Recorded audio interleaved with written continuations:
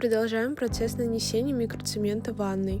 После подготовки наносится второй слой – микроцемент. Перед нанесением его можно заколеровать. Этот материал уже намного легче и приятнее в работе. После нанесения его дополнительно разглаживают кельмой примерно через 30 секунд. После полного высыхания поверхность аккуратно шлифуется абразивом зерном 120. Далее наносится праймер в 2 слоя, каждый слой должен высохнуть. И финальный этап – защитный лак. Он наносится велюровым валиком в 2 слоя с интервалом от 2 до 4 часов. Полное высыхание покрытия 48 часов. В результате получается прочная бесшовная поверхность, идеально для ванной комнаты.